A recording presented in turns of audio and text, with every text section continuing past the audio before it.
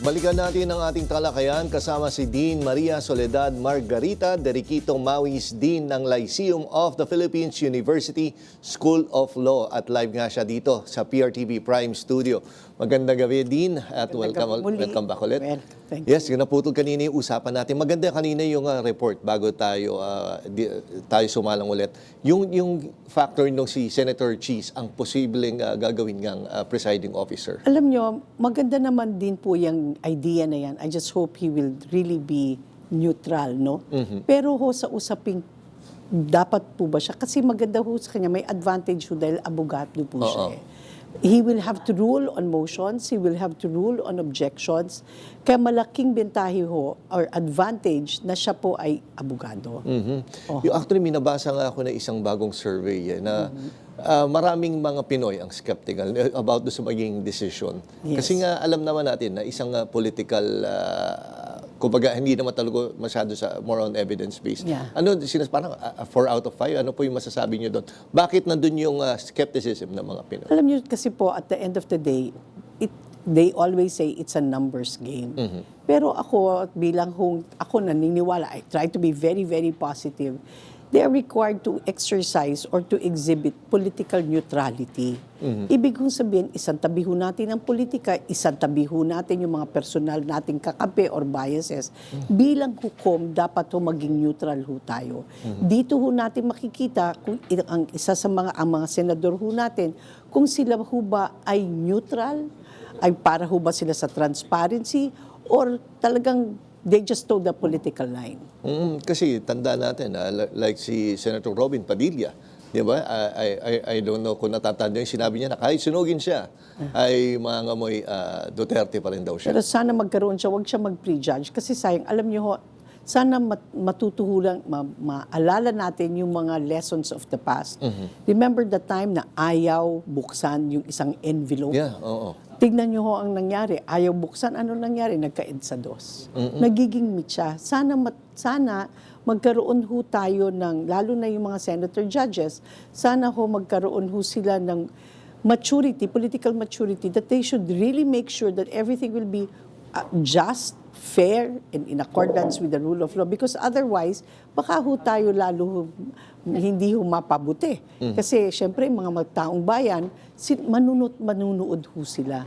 Pero yun nga, Dinit, realistically, gaano ka-importante yung malalakas yung ebidensya para matalo mo yung sinasabing political part nitong... Okay, depende kasi ho sa ebidensya na ihahain. Kunwari ho, kung may paper trail, hindi ho ma-explain. Kunwari ho, yung pag-use ho ng amount. Kunwari, sinasabi ho yung, isang pinakamadali hong, yung pagsabi niya na papatayin daw ho Yun niya. nga, Ano ho yung ebidensya ho para kontrahin ho yun? I mean, I saw it on TV, you saw it on TV, narinig ho natin. Ano ho ang ebidensya na maaari niyang ibigay para sabihin, hindi ko sinabi yan, hindi naman yan totoo, joke only lang yan. Oo. Diba? So, ang sinasabi niya, nangyari ba yan? Hindi naman nangyari. But the point is, nagmura siya eh. Nag-threaten siya, 'di ba? Hindi anong ebidensya na anong mapapakita niya ebidensya para mapasabing hindi ho niya ginawa. Papasok ba yun doon sa sinasabi nilang, I forgot yung term, ay ultimate facts? Well, ultimate facts kasi yan yung nakasaad doon sa mga dokumento. Yan ho yung ngayon required ho sa batas kasi may ultimate facts. Yun ho magpapakita ano ho yung karapatan ng plaintiff, ano ho yung obligasyon ng defendant, ano ho yung breach na nangyari. Yan ho ang nakasaad sa papel. Ngayon ho yung evidentiary facts, ano ho yung ebidensya na magpapatunay na ito ho yung sinasabi nyo sa papel ay totoo. So, dapat ho sa bawat papel na nakasulat dyan, sa isang aligasyon, dapat may karapatang ebidensya ho. Kasi kung hindi, meron nga ho kayo sinulat sa papel, wala naman ho kayong ebidensya, it will not hold water. Pero, Dean, balik tayo doon sa 16 votes na sabi ko nga kanina na off-air, sabi natin, pinag-usapan natin, pag inisip mo yung nung ginawa yung Constitution, hindi naman nila alam na sa future ay ganito pala magiging itsura ng Senado natin. Ano pong masasabi niyo? Alam niyo ho, talaga may mga bagay-bagay, minsan ho pag nagsusulat, hindi niyo na-foresee yung mangyayari. Siyempre, ang presumption ho niyan, nung ginawa ho yan, wala hong ganitong kaguluhan. Ano ho. But hindi naman ibig sabihin na hindi masusolusyonan.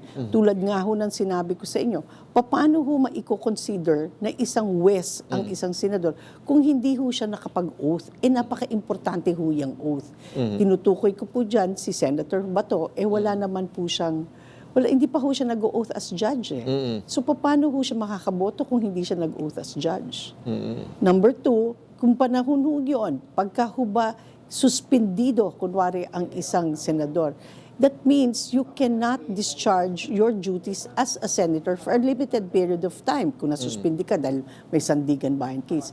Ang tanong ho, paano kung na-lift ho yun? Pwede ho ba ngayon siya mag-participate? Nakapag-oath ho siya. Yun yung mga ano ho yun. Pero yun nga yung sa numbers. Of course, ito pa, yung Senate presidency. Finally, ay nasolve. Gano'n ka-importante yan? Napaka-importante. Kasi ngayon ho, nakikita natin kahit paano, umuusad ho.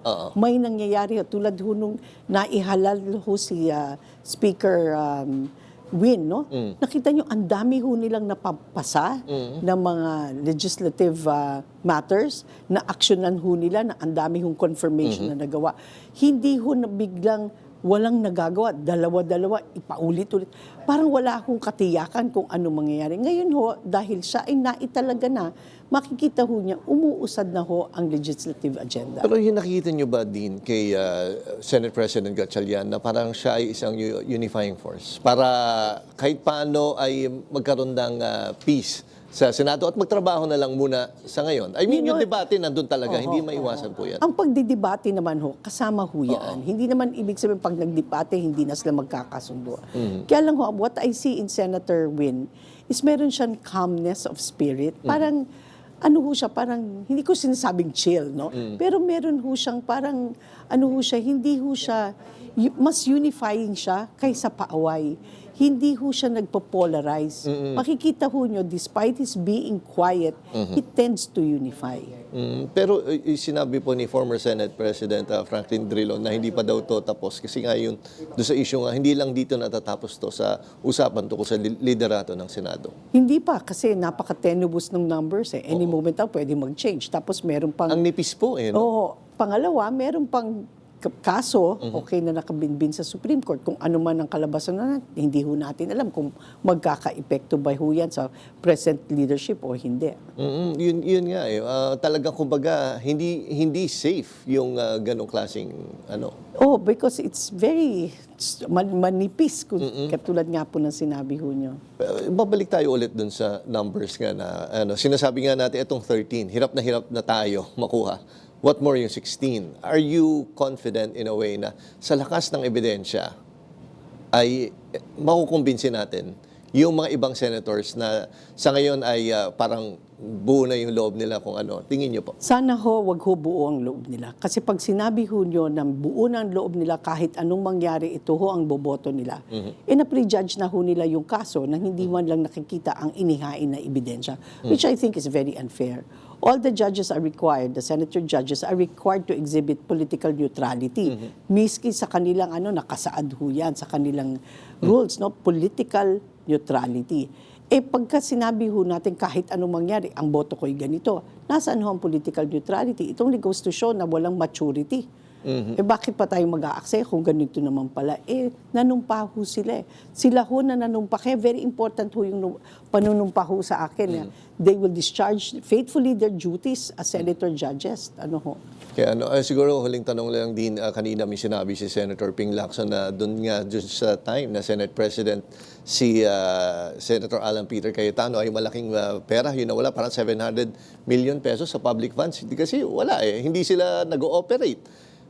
Tingin nyo, unang-una, anong reaction nyo dyan? Tsaka tingin nyo, dapat magkaroon pa rin na mabalikan natin yung dapat na investigation doon sa nangyaring sinasabing shootout sa Senate. Kasi natabunan na po Walang mapapanagot pa doon. Totoo ho yan. Ako ho yung shootout sa Senate na yan, dapat imbestigan ho yan. Kasi ho, malaki ho drama ho ba to o hindi drama? Bakit all of a sudden nagkagulo ho sa Senado? Bakit ho ganun ho ang nangyari? Kasi dapat malaman natin kung anong totoo. At the end of the day, everybody must, especially if you're working in the government, na ganyang kataas ang posisyon nyo, dapat transparency and accountability ang dapat talagang isalang-alang. Hindi porke ganito kataas ang posisyon mo, okay na sinabi. Dapat magkaroon tayo lahat ng accountability and transparency. Kumbaga, never forget. Huwag natin kakalimutan na may nangyaring ganyan. Oo, hindi dapat kalimutan. Oo, dapat may managot. Oo, doon. opo. Okay, nako again, maraming pong salamat sa inyong mga paliwanag at insights po. Thank Dean Maria Soledad Margarita Deriquito Mawis. Thank you very Again, much. maraming salamat Thank po you sa very pagpunta much, po sir. dito sa studio. Thank Ingat po you. ma'am at Thank magandang you. gabi. Thank you very much.